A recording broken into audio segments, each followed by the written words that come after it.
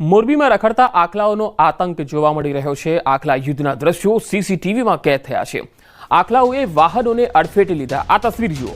મોરબીના new housing બોર્ડમાં આખલા એવી રીતે વાખડ્યા કે આસપાસમાં રહેલા જે પાર્કિંગમાં વાહનો હતા તેને પણ નેસ્ત નાબૂદ એટલે કે તોડતા રહ્યા, તેને અડફેટે લેતા રહ્યા। 2 દિવસ પહેલા પણ ઘૂંટુ નજીક આખલાના કારણે અકસ્માતમાં એક વ્યક્તિનું મૃત્યુ થયું હતું। વધુ એક બનાવ દેખાઈ રહ્યો છે જ્યાં આખલા યુદ્ધ થઈ રહ્યું છે। મોરબી મહાનગરપાલિકા દ્વારા ઢોર પકડવાની કામગીરી ફક્ત કાગળ પર હોય એવું લાગે છે।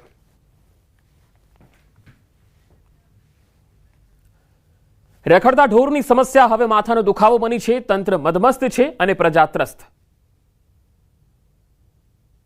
રાજ્યમાં રખડતા ઢોરની સમસ્યાએ હવે તમામ હદો વટાવી દીધી છે। એક બાદ એક શહેરમાં રખડતા ઢોરના કારણે અકસ્માત અને જાહેરમાં આખલા યુદ્ધની ઘટનાઓ બની રહી છે અને ભોગ બની રહ્યા છે નિર્દોષ લોકો।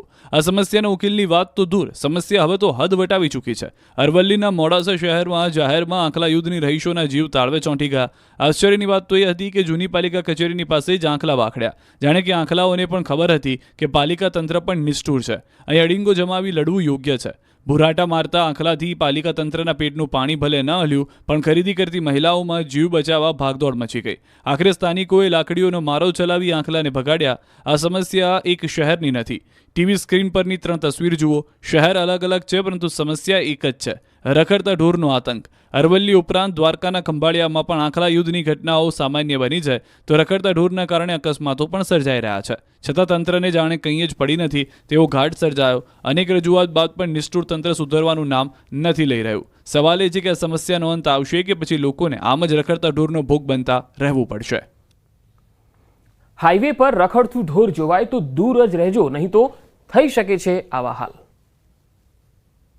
રખડતા ઢોરનો ત્રાસ, રોડ પર રખડતું મોત। ન ફક્ત શહેરો પરંતુ ગ્રામ્ય વિસ્તારમાં પણ રખડતા ઢોરની સમસ્યા માથાનો દુખાવો બની છે। રહેણાંક વિસ્તારમાં તો સમસ્યા છે પરંતુ હવે તો હાઈવે પર રખડતા ઢોર યમદૂત સમાન બની ગયા છે। મોરબીમાં થયેલો એક ગમખ્વાર અકસ્માત તેનો જ પુરાવો છે। જિલ્લામાં ઘૂંટુ ગામ નજીક હાઈવે પર અકસ્માત થયો।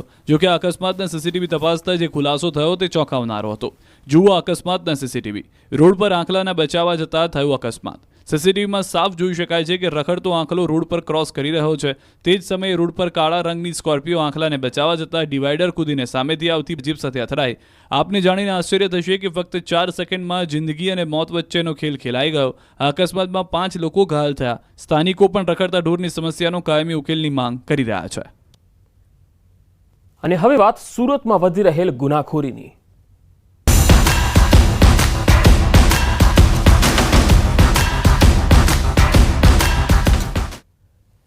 સુરતના કડોદરામાં સનસનીખેજ ઘટના બની। 6 વર્ષની બાળકીની કરપીણ હત્યા થઈ।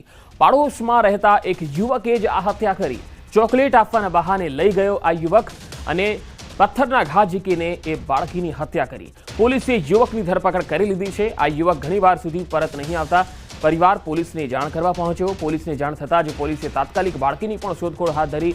બાળકીને અવાવરૂ જગ્યા પર લઈ જઈ અને પથ્થરના ઘા ઝીકી હત્યા કરાઈ અને આ હત્યા બદ ઇરાદો પાર પાડવા માટે લઈ ગયો હોય તેવી પણ હાલ આશંકા વ્યક્ત કરાઈ રહી છે। બાળકી સાથે કોઈ અનિચ્છનીય ઘટના બની છે કે નહીં તે બાળકીના પીએમ રિપોર્ટ બાદ સામે આવશે। સવાલ અહીંયા એ છે કે સુરતમાં ગુનાખોરી કેમ વધી રહી છે? કાયદો વ્યવસ્થાની સ્થિતિ કેમ કથળી રહી છે? ગુનેગારોને કેમ કાયદાનો કોઈ ડર રહ્યો નથી?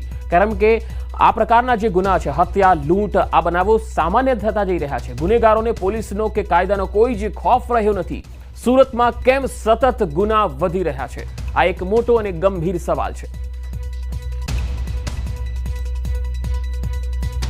તો શું સુરતમાં કાયદાનો ડર નથી રહ્યો? શું સુરતમાં તોફાની તત્વો પર પોલીસનો કોઈ અંકુશ નથી? આ સવાલ એટલા માટે કારણ કે કેટલાક દિવસોથી સુરતમાં ક્રાઇમની ઘટનાઓ ખૂબ વધી છે। ગુનેગારો બેફામ બન્યા છે। અસામાજિક તત્વોને જાણે પોલીસનો ડર રહ્યો જ નથી। આજે કડોદરામાં એક બાળકીની કરપીણ હત્યા થઈ। ચોંકાવનારી વાત એ છે કે બાળકી માત્ર 6 વર્ષની હતી। આ તરફ સુરતના ઉત્તરાણ વિસ્તારમાં પ્રેમીએ પ્રેમિકાના પુત્રનું અપહરણ કરી અને 10,000ની ખંડણી માંગી। પરિણીતાએ સંબંધ રાખવાની ના પાડતા પ્રેમીએ અપહરણ કર્યું। જો કે પોલીસે બાળકને હેમખેમ છોડાવી આરોપીને ઝડપીને કાર્યવાહી હાથ ધરી।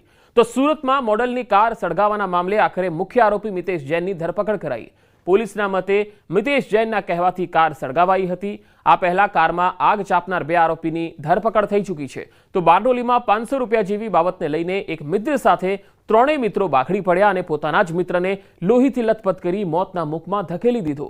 કૌભાંડમાં પણ સુરત પાછળ નથી. 200 કરોડના કૌભાંડના તાર હવે ક્યુબા સુધી લંબાયા છે.